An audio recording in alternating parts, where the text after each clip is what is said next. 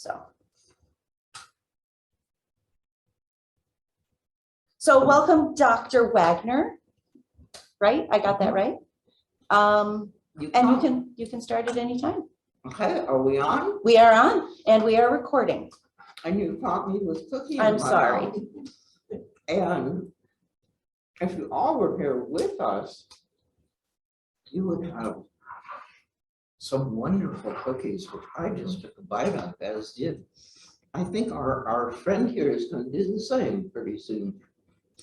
So, I may just introduce myself a little bit, tell you who I am, and then we'll talk about this most important Manlius town resident who has been lost to history until we as a community are reviving her. I fell in love with Matilda Jocelyn Gage in 1973. Never knew about her. Had helped found one of the country's first women's studies programs at California State University, Sacramento in 1970. Taught my first class. I'm actually still teaching at Syracuse University and California State University, Sacramento, which after 52 years, one would think I get tired of it, but I'm still doing it because it's bringing forth the vision of Matilda Jocelyn Gage. I knew nothing about her. I had grown up in Aberdeen, South Dakota, and my mom had a friend named Matilda Gage. A friend of mine, a colleague actually in Sacramento, where I was teaching and had been a founder of the Women's Studies program, we were actually the first in the country to offer a minor. So she was doing research on the South Dakota suffrage campaign in 1890. And she said, there's some important suffragist from your hometown of Aberdeen. Have you ever heard of her, Matilda Jocelyn Gage? I said, my mom has a friend named Matilda Gage from Aberdeen. I'll call my mom and ask her. I called my mom and I said, your friend Matilda isn't old enough to be a suffragist, is she? And my mom, no, of course not. But that was her grandmother. And she was very important. She worked with Susan B. Anthony, and Elizabeth Cady Stanton was a leader of the National Women's Suffrage Association. My mother went on and on and on. I said, how did you know all this? She said, well, Matilda and I did a skit for the Dakota Territorial Pioneers, and I played Susan B. Anthony and Matilda played her grandmother.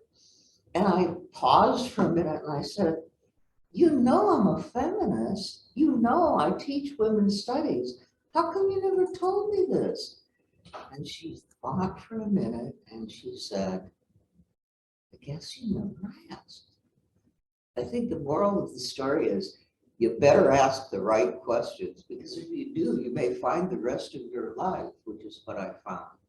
Because I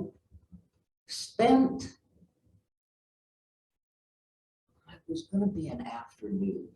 When I came back the next summer, I said to my mom, would you set up a meeting for me with Matilda? And I thought, you know, I'm really not interested in the suffrage movement, but I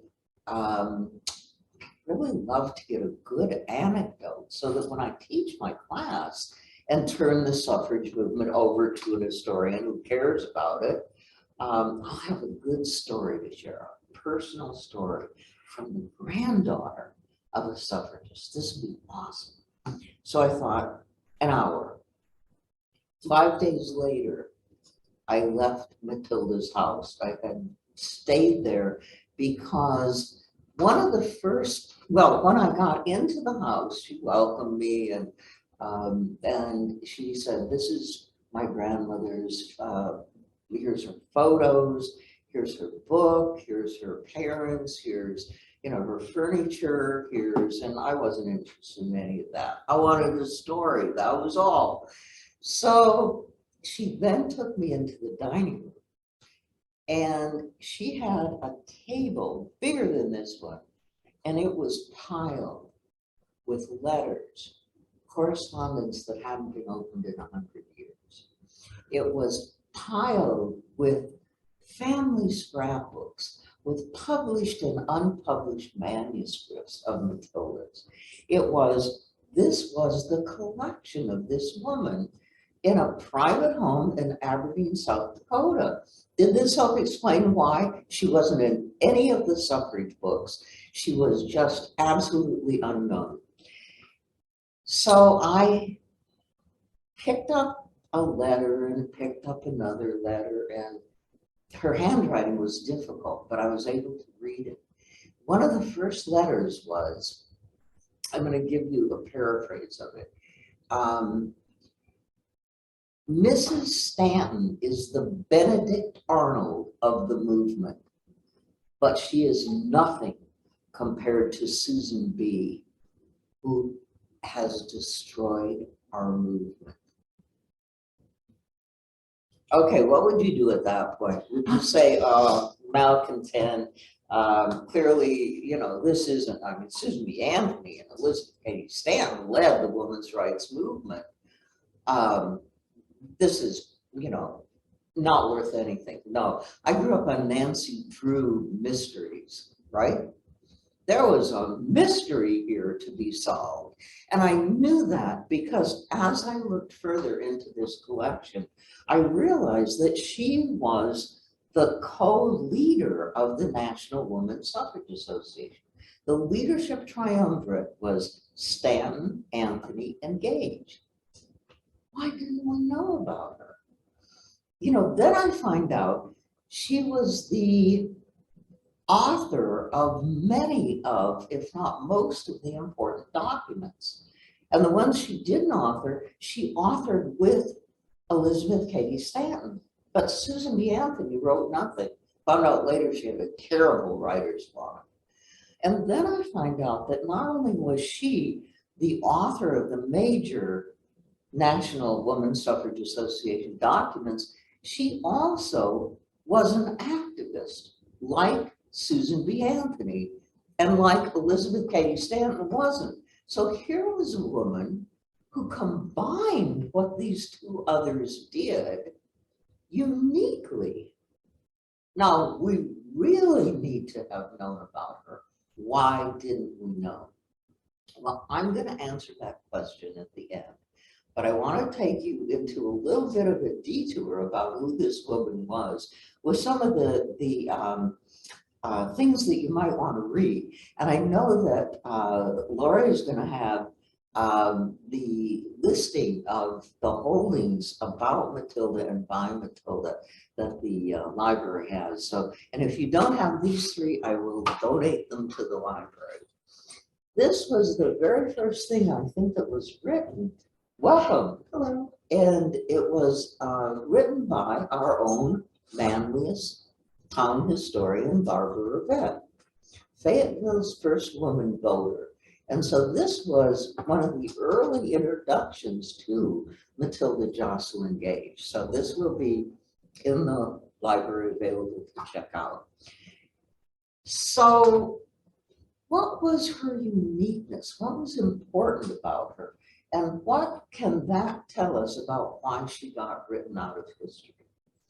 Well, if you visit the Matilda Jocelyn Gage Center for Social Justice Dialogue, which I hope you all will, we're actually in the process now of, we're renovating our entire upstairs, all the offices. And so we're going to be closed to visitors until October 15th. But after that, and in the meantime, you can go online or call us and set up a tour. We're going to be doing appointments only for a little while after we open on October 15th. But if you come to the Gage Center, I'm going to change that. When you come to the Gage Center, we will welcome you, and you will find yourself in a museum. Where am I? because the rules that you will be asked to follow are, first of all, check your dogma at the door. And the second one is think for yourself. Matilda's ideas are so challenging today that we don't want to hedge about them. We want people to know what she said and what she believed and what she wrote and what she spoke. Truth in history, huh? But we also recognize that these ideas are still controversial today. You see why in a minute. So what we do is ask you to suspend your judgment, and we want to dialogue with you. We want to see what your ideas are. How do you respond to her ideas? So instead of buy what she said, it's like challenge what she said. And let's really have a conversation about it. Then you see the other rules of the house. Eat and drink, sit on the furniture, try on the clothes, touch everything. And what is the biggest rule you could never break in a museum? Well, I challenged my Syracuse University students to come up with an answer to that. And you know what they came up with? First of all, any of you have an idea? What do you think would be the worst thing you could do in a museum? Man, you'd get kicked out in a minute, if not arrested. Take something home? Take something home? Yeah, that would be a problem. But you know what? We assume that everyone is going to respond in appropriate ways. And we have all kinds of things laying out. And people are invited to pick them up and touch them and do whatever they want. Nothing has ever been taken. So that could be the worst rule, but we don't even put that out there because we trust people.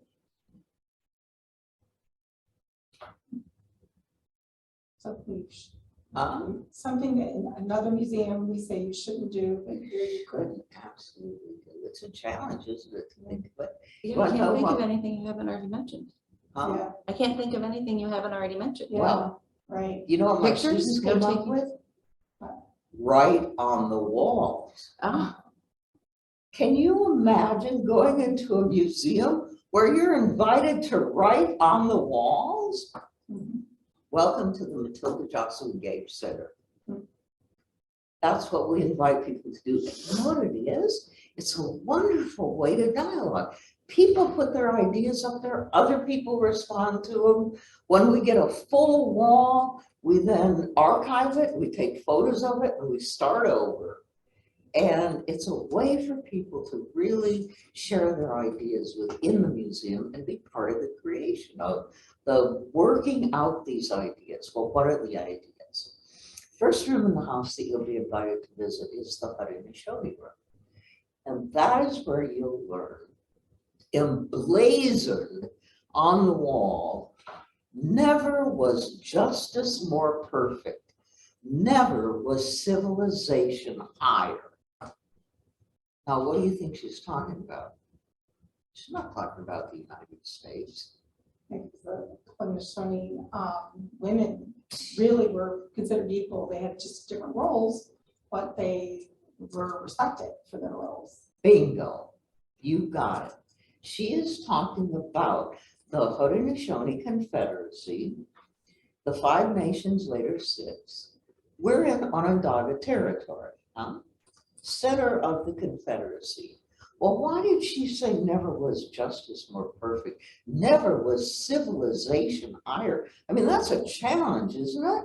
Our white exceptionalism and our United States exceptionalism says we're the best that's ever been. Not according to Matilda Jocelyn Gage.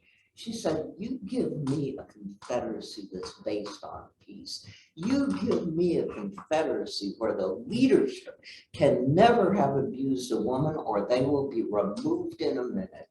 You give me a confederacy where no one can have in leadership position ever stolen anything. You give me a confederacy where women choose the leaders, where the women are the only ones who can remove the leaders, and they'll do it if they don't listen to these absolute rules. Never abuse a woman. Cannot have committed a murder. Have to step down if you're a warrior. It is a peace confederacy, and never have stolen anything. What do you think about that for our leadership, huh? We could use that today. And women enforcing it. So what's the logic behind this? Who raises the kids? You watch the boys grow up. You say, you know, that boy puts himself forward. He doesn't think about what everybody else needs. He's not going to be a leader. I'm looking for the boy back there who is quiet, who is watching everybody, who sees an elder who needs a hand. May I help you? And start grooming that boy to become the chief once the old chief dies. Because I, as the clan mother, hold the symbol of leadership.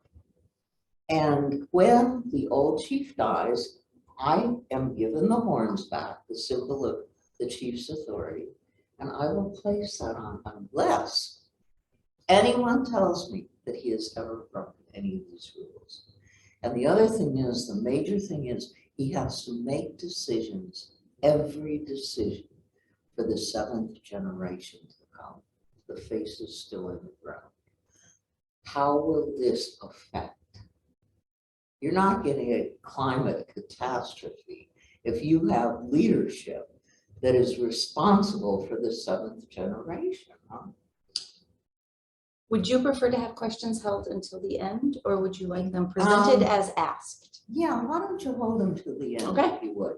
I'm glad we're getting something. We have one so far, but yeah. Great, excellent. Hold on to it. Okay. Okay, so she sees this as the model. The women, the eyes and ears of the people, the clan mother and the chief, the voice of the people. Now, the voice has to listen to the eyes and ears, huh? To know what it's supposed to do. So it's a balance of authority. It's not women in power. It's hard for us to think of a world in harmony and balance. I remember lecturing once with one of the clan mothers, and I talked about the responsibilities, not responsibilities. I talked about rights. I remember it was an Elizabeth Cady Stanton birthday tea. It was a feminist audience, and I gave a quote from Elizabeth Cady Stanton when she said that the clan mother cuts off the horns of the chief. You know, it's one way of expressing removing him from his position. And you can imagine the feminist audience just cutting off his horns. Woo! And then Audrey, who was a clan mother, got up and said, you know, these are my responsibilities as the clan mother. And one of them is to remove the chief if he doesn't listen and if he gets off the path. I try to bring him back twice, and if he still continues not to come back on the path of the good life, then I have the responsibility to remove him. It would be the saddest thing I could ever imagine to have to do that. It would mean that we are so out of balance and so out of harmony. So rights are what we talk about in their absence. We don't have rights, huh?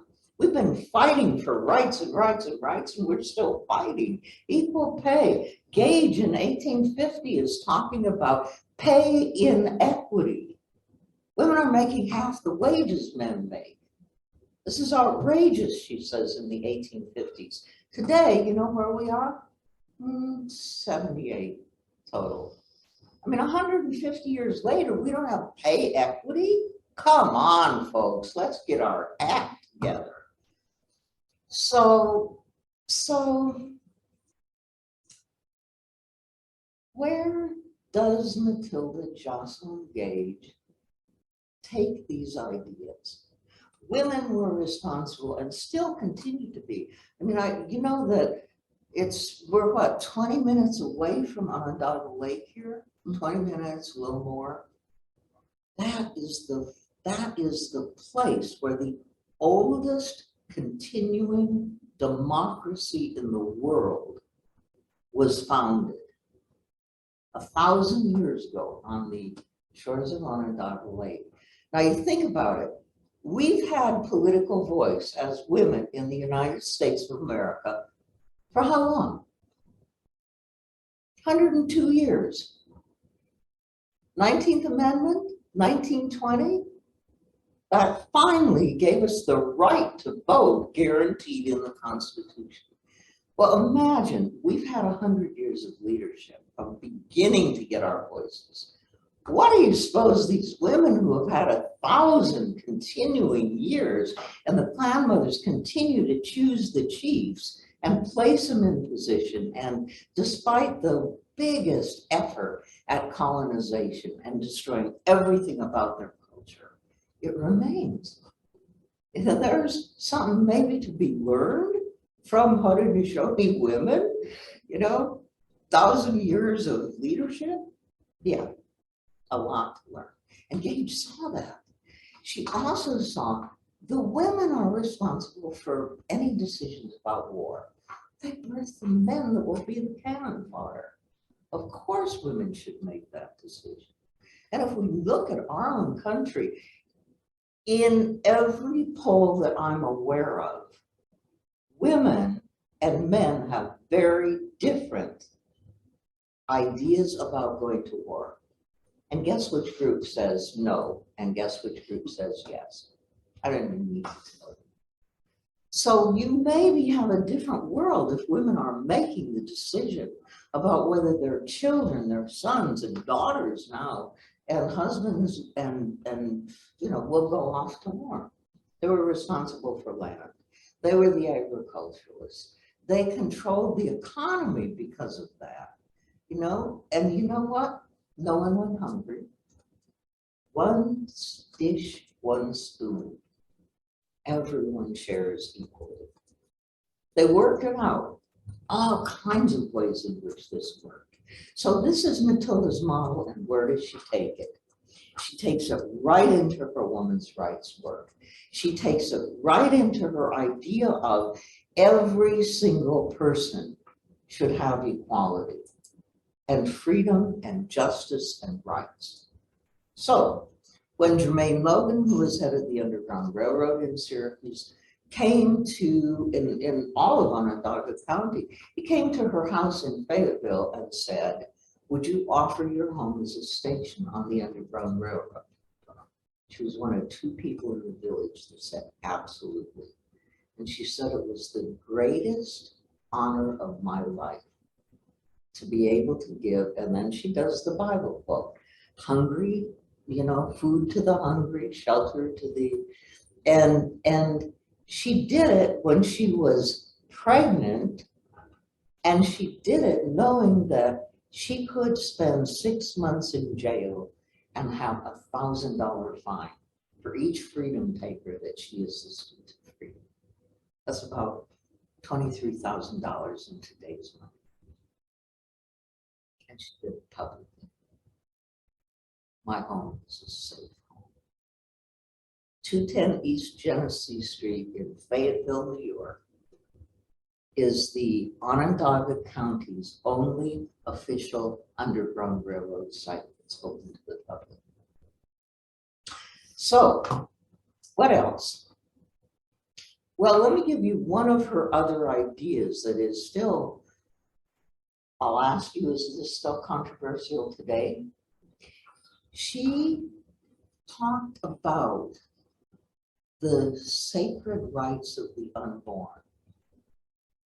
And she said the most sacred right of all is to be wanted and chosen and welcome into the world.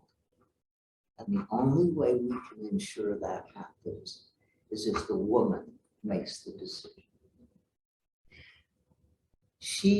This is a quote from her in 1868, and I want you to listen to this. I'm going to say it to you twice, because this can really raise the hair on people's backs still today.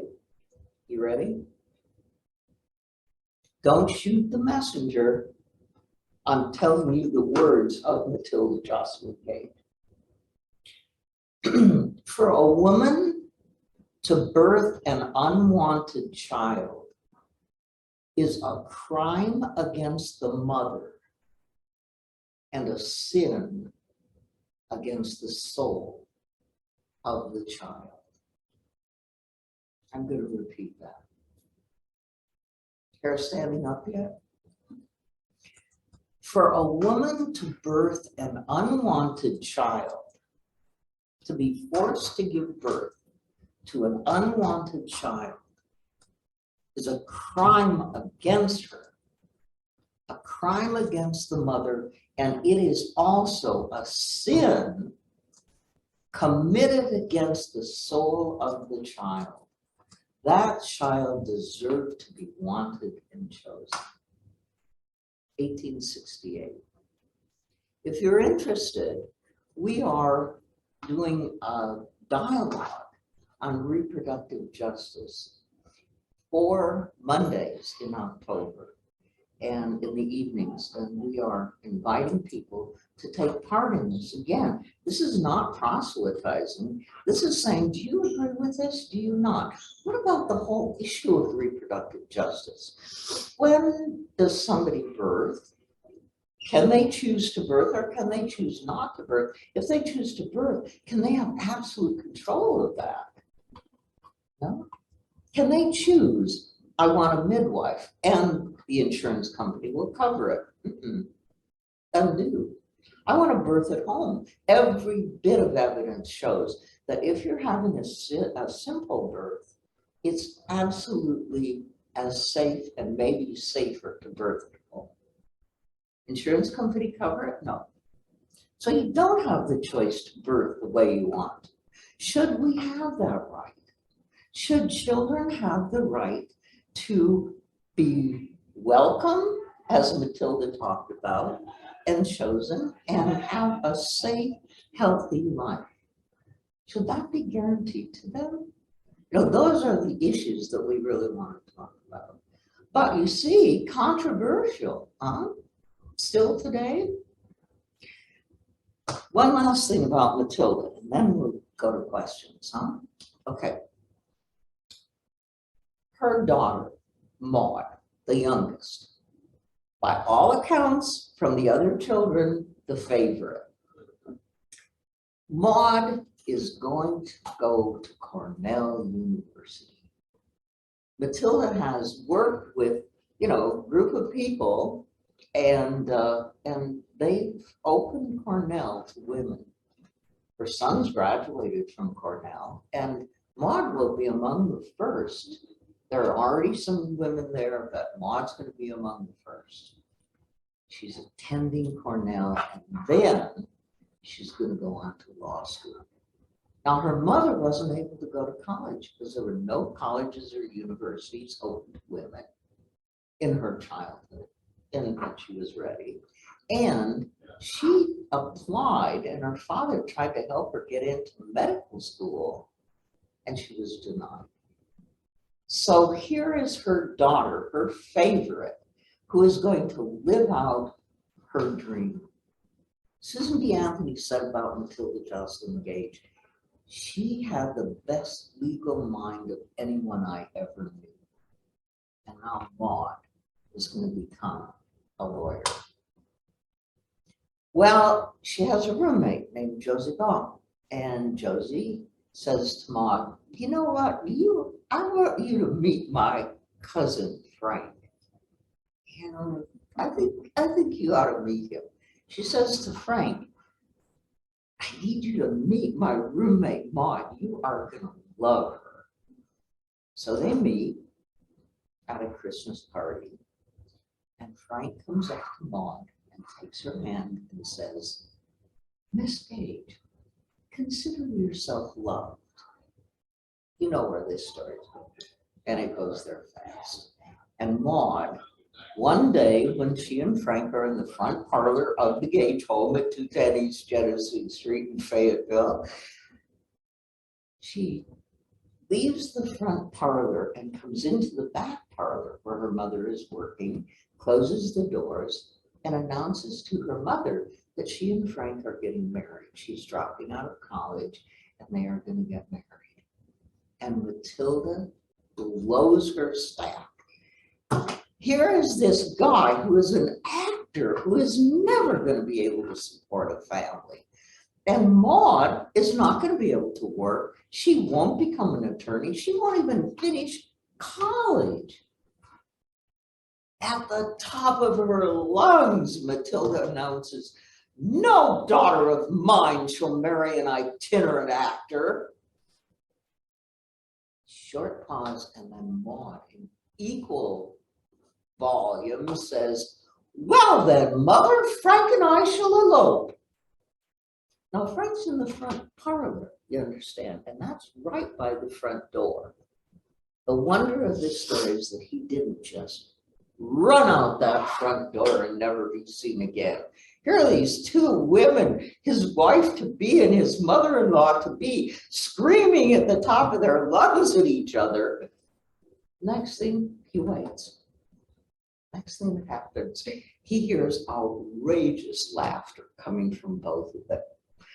The only thing we can imagine is that Matilda looked at Maud and realized, I taught this girl to think for herself as I was taught.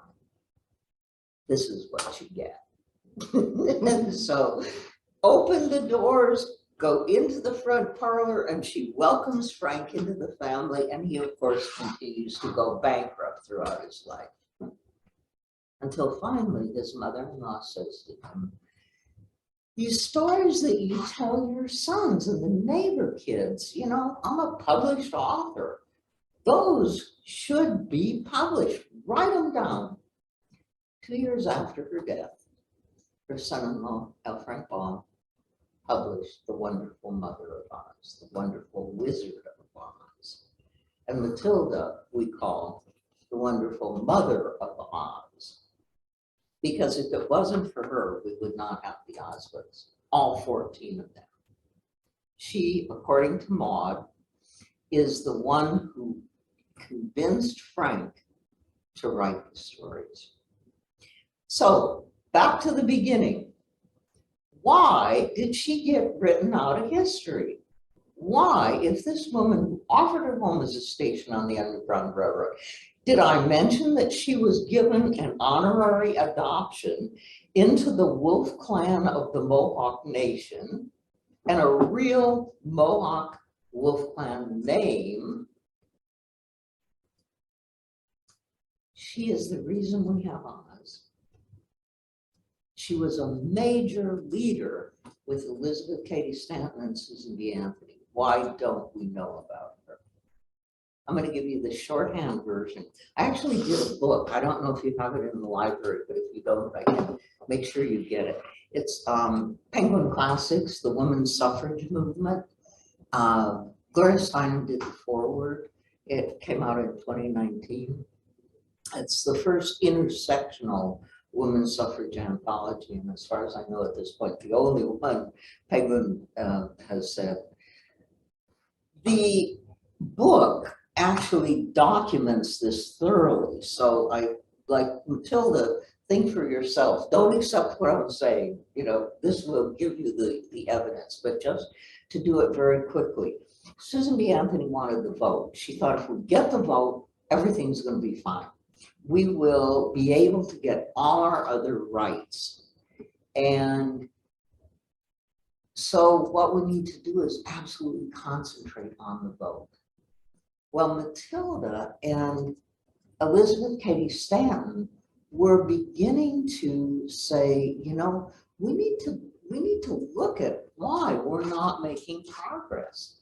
You know, why are we being told that we're stepping out of women's rightful position? What's the origins of all of this? And they're going back to what they say, and in Gage's major work, Woman, Church, and State, and in Elizabeth Cady Stanton's edited Woman's Bible that Gage was a contributor to, here's their argument. The Bible, with its story of Eve, sets the path, because Eve is responsible for bringing evil into the world. And her punishment is that she'll give birth in pain and sorrow, and she will be under the authority of her husband. And that story, they say, continues all the way through to the New Testament, and St. Paul saying the same thing. Women will be under the authority of men. And Stanton documents it. It's throughout the New Testament. So they say, okay, that's the foundation of Christianity. It's the idea that woman brought sin into the world, requiring a savior. Sam puts it this way: you take away the serpent, you take away the apple, you take away the woman, and you pull the rug out from under Christian theology. Because if it was not for the sin of Eve, you wouldn't need a savior. That's her argument. So they say what we need to do, and Gage in Woman, Church, and State documents that here's the origins, and then this becomes canon law. The two shall become one, and the one is the man.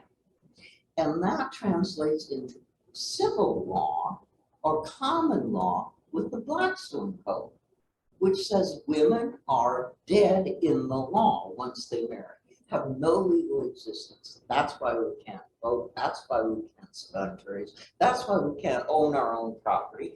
That's why our husbands can will away an unborn child and give it to somebody else. We have no right to our children. We have no right to our bodies. Marital rape is legal. Beating of wives is legal as long as you don't inflict permanent injury. That's why we've got this position, they say.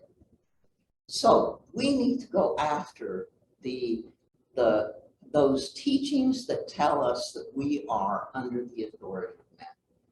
We are the origins of evil. And that's where Stanton and Gage are. Incidentally, in her book, Woman, Church, and State, Gage exposes that Catholic priests are sexually abusing children and women. And she exposes sex trafficking in the United States. You know when she published this? 1893. So they're going after the church. Anthony wants the vote. She is really getting upset at them. You're alienating all these good Christian women. We need to just focus on the vote and shut up about the other stuff.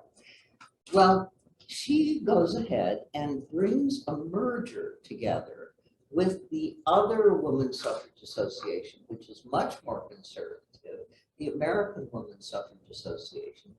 And it creates a merger that is the American vision. And the American vision is that, well, work for the vote, and they're working for the vote state by state.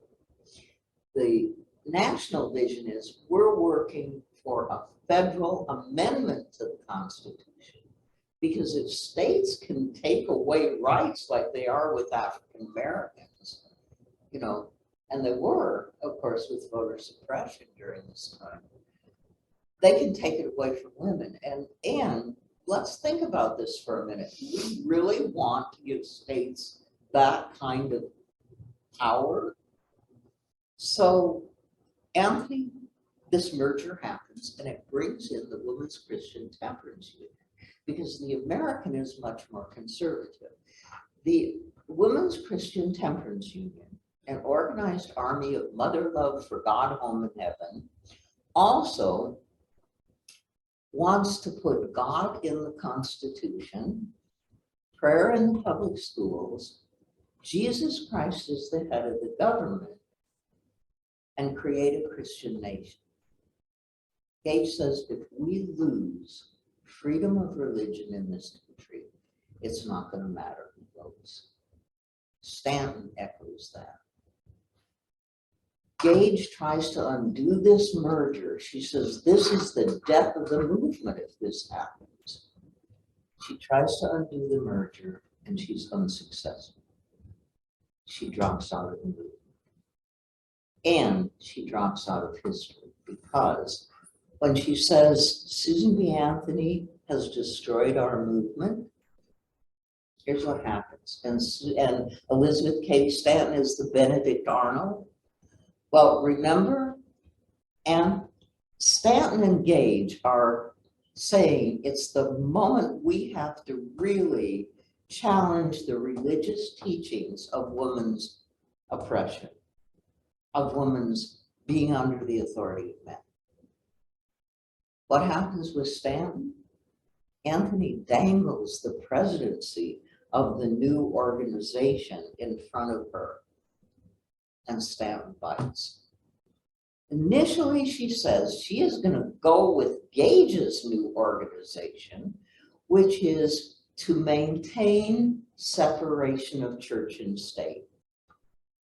Gage forms an organization. Stanton says, absolutely, I'm with you. But then Anthony says, oh, no, come to the National American and you can be president. I'll make sure. So Stanton becomes the Benedict Arnold of the movement in the eyes of Gage. And was Gage correct in saying that Susan B. Anthony has destroyed our movement? Well, it depends. If you think the vote was the only thing that they should have gone for, then maybe she didn't destroy it. Maybe she was the most important figure to get us the vote. But if you look at the history of the National American Woman Suffrage Association, after Gage drops out, after the merger, it becomes increasingly more conservative Christian. It follows states' rights, and it practices racism as policy. Now, why would I say such a thing? They made the argument publicly, give women the vote because white women outnumber Negroes and immigrants, and women's suffrage is a way to maintain white supremacy and native supremacy. And they said that word, white supremacy. Frederick Douglass's widow is at the 1900 convention of the National American Woman Suffrage Association. Susan B. Anthony is presiding. And Frederick Douglass's widow writes to a friend and says, the colored women do not like Miss Anthony. I sat in that convention and listened to one of the delegates call for white supremacy 3 times and nobody stopped her. The state organizations, the state auxiliaries, states' rights, remember? State auxiliaries of the suffrage movement were independent and they could do whatever they wanted. And the Southern ones worked for voter suppression. They segregated if they wanted to, and they worked for the vote for white women only. So did women get the vote in 1920? No, not in practice. We got the right to vote guaranteed in the Constitution, but if the federal government doesn't follow up, we don't have it. African American women and men didn't vote in the South in practice until when? 1965 and the Voting Rights Act. We're still dealing with voter suppression today. So was Matilda Jocelyn Gage right? Did Susan B. Anthony destroy the movement? Well, there's 2 answers possible to that question. But that's why Gage got written out of history, because she challenged the church, and these conservative Christian women that were running the National American, a little bit of an embarrassment. Catholic priests sexually abusing their children. The church is the foundation of women's oppression. I don't think we want to go down that road. She also, remember the quote at the beginning, never was justice more perfect, never was civilization higher. If you're practicing racism as policy and you're making the argument, we're gonna maintain white supremacy, do you want to remember a woman who made that quote? You know what I really wish I could say to you? Gage got written out of history by white male historians. But that would be a lie. She actually got written out of history by conservative suffragists. So is there a moral in this story? I have no idea. I leave that for you to decide. Questions? Well, there was just the one so far, and you've touched on it a lot. It's if she was alive today, how would she react to the abortion issue? And I think that you've been pretty clear with that quote. Well, yeah, she repeatedly says, I actually did an op-ed piece in the Post Standard that is on our website if you want to take a look at it. And what I do is just give a whole series of quotes. If the question was, what would Matilda say today? And so it's just a whole series of her quotes. And the quotes are, a woman absolutely should control her own body. And that's the basic thing. And what she does, I think, is, as that quote shows, is that, and her position along with that of Elizabeth Cady Stanton, that it really, you know, we've got to think about the rights of the unborn. And if we don't see the most sacred right to be chosen and wanted, you know, are we missing something? I think that was her position. So we absolutely need to make sure that women have control of their own bodies and their decisions. And she actually goes further. She says we all need to have the right to our bodies. That's just a fundamental right in her eyes. So that's Matilda. Did she speak out publicly about the racial injustices? Yeah, actually, probably the strongest quote is in during the Civil War, when she did the flag presentation speech, sending the boys of Fayetteville, 122nd Regiment, off to war with the flag that the women of Fayetteville had hand sewn for them to take into battle. And it was at a time when Lincoln was saying the war was being fought to preserve the Union. And Gage in 1862, delivering this speech, says, no, this war is about something much more important. It's about freedom. It's about liberty. And in her speech, she says, and this is a direct quote, unless there is, let me make sure I can get the direct quote exactly. If not, I'll paraphrase it slightly, but there will, no, this is it, it begins. There will be no permanent peace until there is absolute freedom for every group, men and women, black and white, native born and immigrant, rich and poor. She's envisioning a world of absolute equality. And when she offers her home as a station on the Underground Railroad, she is acting out that idea, you know, that it's like she's walking the talk. I'm not just an armchair theoretician saying, well, there should be equality. I'm putting my life on the line. I'm pregnant. I could spend 6 months in jail for this. We could lose everything that we own. I'm walking the talk. I'm going to go to the line for equality. I have someone who wants to ask a question verbally.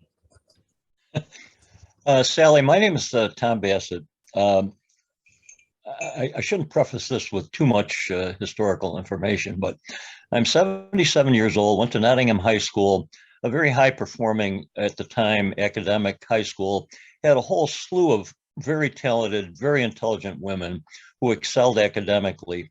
And so my introduction to the dynamic between the sexes may have been skewed by that experience. But anyway, I then went to off to Dartmouth College, which at the time was an all-male school. I then went to Syracuse University College of Law, which had probably 2 women in my law school class, one of whom was Karen DeCrow, the former president of NOW, and a leader in the feminist movement. But subsequent to that, and I observed the entire evolution of the various movements that occurred in the 60s, including the women's movement. I saw Dartmouth and other colleges become coeducational. I saw Syracuse University College of Law and other graduate schools ultimately get now actually more, in many cases, more than 50% women in terms of their student bodies. I saw my 2 daughters graduate from Ivy League colleges, go on to professional careers. And I say all that in the context of wondering, and so I've seen enormous progress of women and others who had been denied opportunity. But the question I wonder about now is, in whatever wave of feminism we're in, what would Gage think of that progress that had been made, and how things she should, well, you've touched upon it, what she would, the ideal society she would wish would occur, but what do you think, or she would think, is a way forward with all of the challenges that continue to exist, not just in our society, but obviously throughout the world, in places where women have fewer rights? Yes, great. That's a rich question. Let's play with it. I think, what would she say today? Well, let's just look at the position that we have. Women do not have equal rights guaranteed in the Constitution of the United States. The Equal Rights Amendment was first proposed 99 years ago. Next year, it will be 100 years since we've been demanding that we have equal rights protected in the federal Constitution. There are, just as it was possible for women to vote in some of the states before 1920, we didn't have that right guaranteed. States could take it away. States have some equal rights amendments, some states, but we don't, that can be taken away. And we don't have equal rights protected. The United States is one of 2 nations at this point, I think. We are the only industrialized nation, member state of the United Nations, that has failed to ratify CEDAW, the rights of women. So we have, if we look at where we stand in terms of the nations of the world and our position in the rights of women, in almost every element, we're about 50.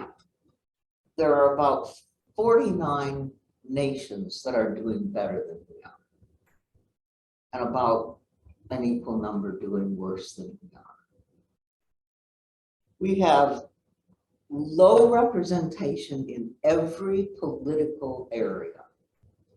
We don't have equal pay. We don't have job equity. We don't have the safety of our bodies still today. So quite honestly, if we look at ourselves through the international eyes, we're kind of the laughing stock of the world. We're preaching democracy, we're preaching women's rights, but our practice has a lot to be desired. So what would Matilda say? Well, I just had a picnic lunch with her at her gravesite. It's a really fun thing to do. I encourage you to do it. It's in the cemetery right across from Wellwood School, and emblazoned on her tombstone to inspire all of us is not some, what is usually on tombstones, huh? Not Wife of, or just wife of, died, yeah. Rest in peace. rest in peace. No, political slogans, not usually. Big letters, bigger than her name. There is a word sweeter than mother, home, or heaven. That word is liberty. Yeah. So you go there, you have lunch, and you get inspired. And what does Matilda tell me? Well, maybe it's because I have read most of what she's written, and I've been, hanging out with this dead woman for almost 50 years. What does she tell us about what we should be doing today? Her first speech, 1852, the convention that was held in Syracuse, the National Convention, third national held in the country. First convention for Anthony, first convention for Gage. And Gage finishes her speech saying, work on.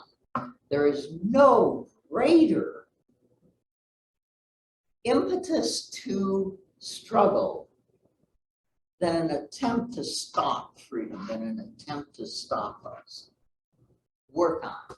So when we face the obstacles, when we lose the rights that we fought so hard for, what do? We double down. There is no greater impetus. This is what's going to push us forward. Work on. The other thing is that she, in her final editorial in her National Citizen and Ballot Box, the newspaper that she edited for 4 years, the official organ, the official paper of the National Women's Suffrage Association. Incidentally, Stanton and Anthony did a paper that was actually Stanton and Parker Pillsbury, who edited it, who were the publishers, and Anthony was sort of the person who made it happen.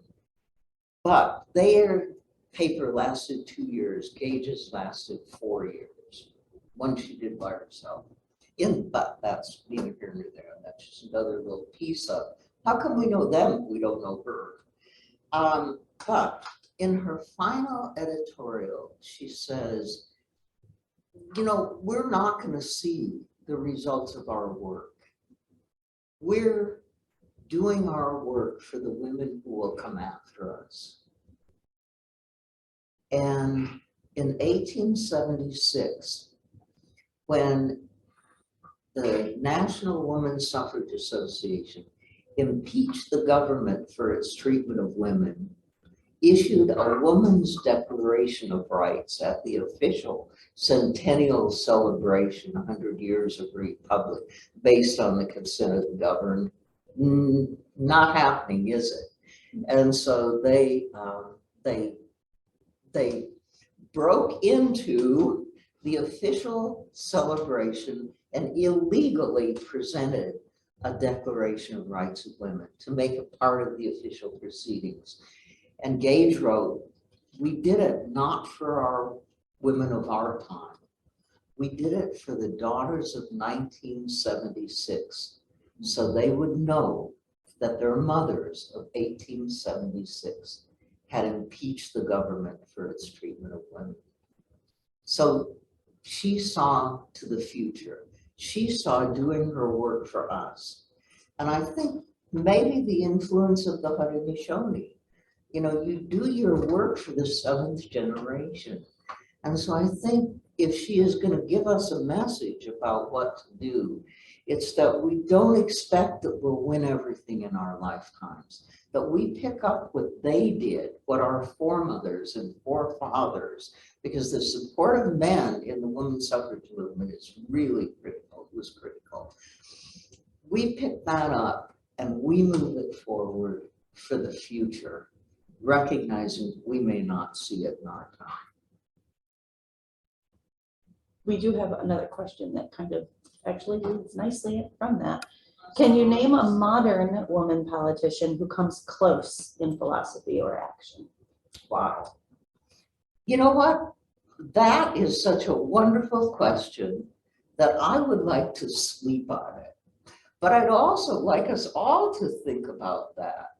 You know, we may all have different women that we see having courage.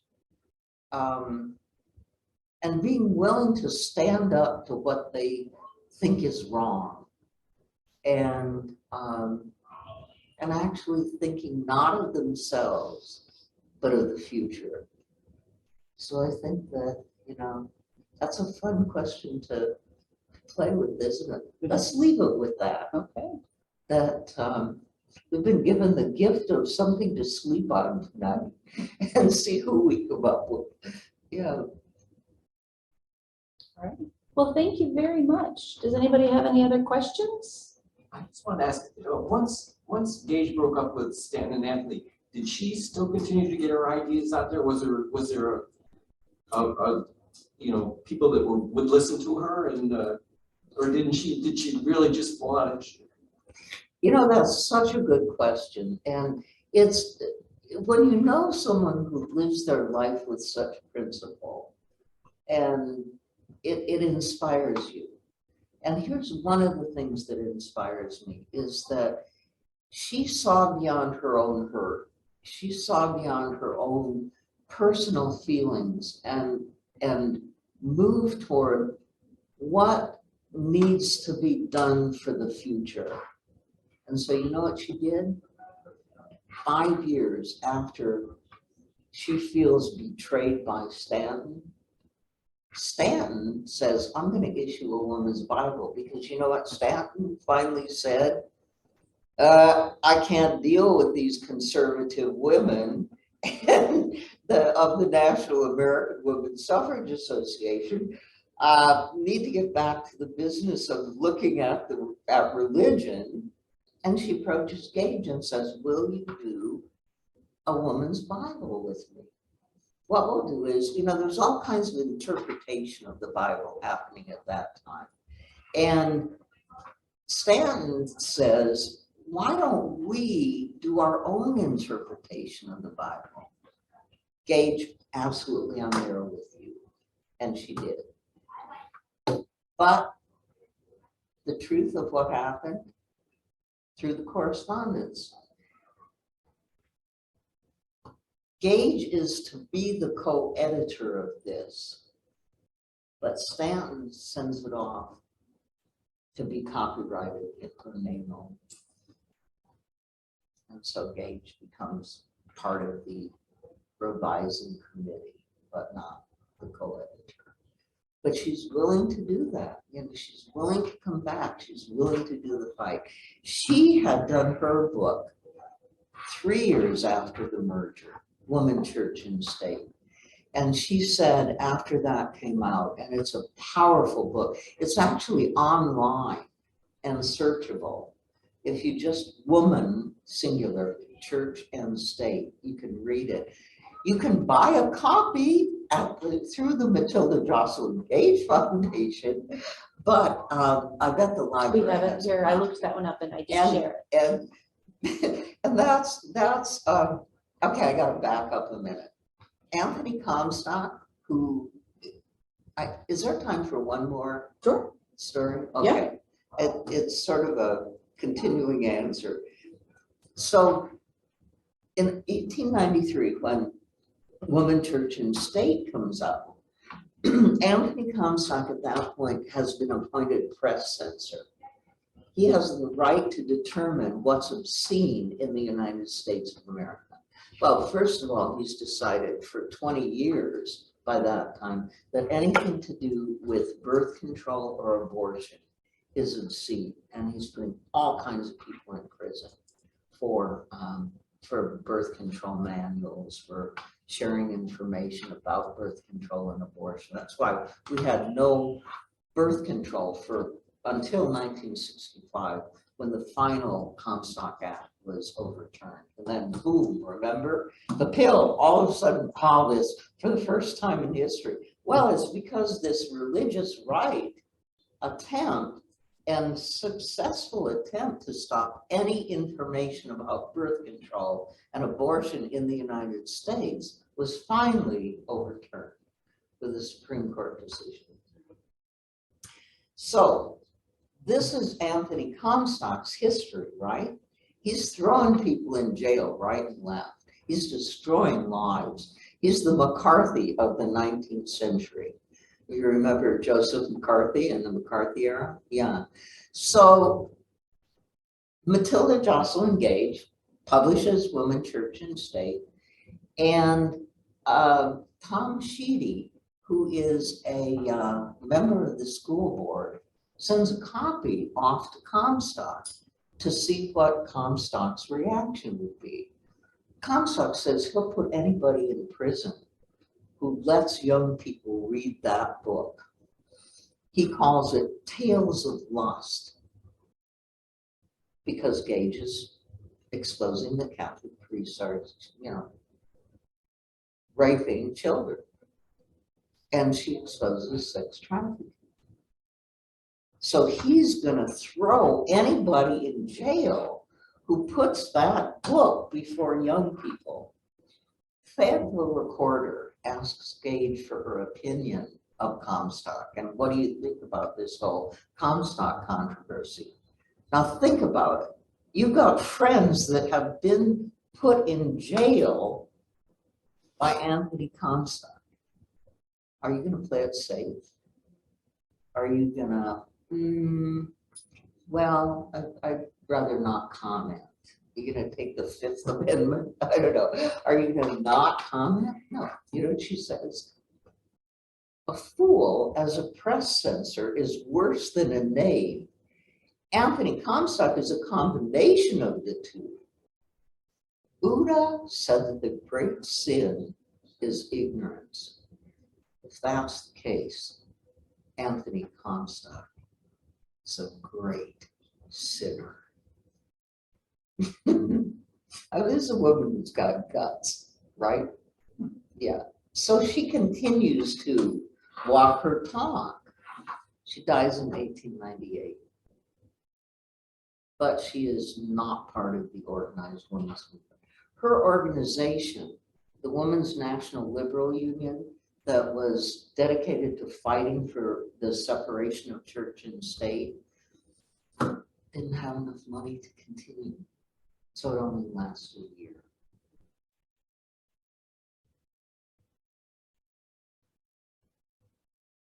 Well, thank you. Thank you very much. That was, Thanks for inviting me. And cookies. and I am going to do my best to get the recording of this up on our YouTube channel. Thank you. Well, thank you for coming. Thank you for coming, presenting. Okay. Going by the Jocelyn house and never been And in. never, I'm so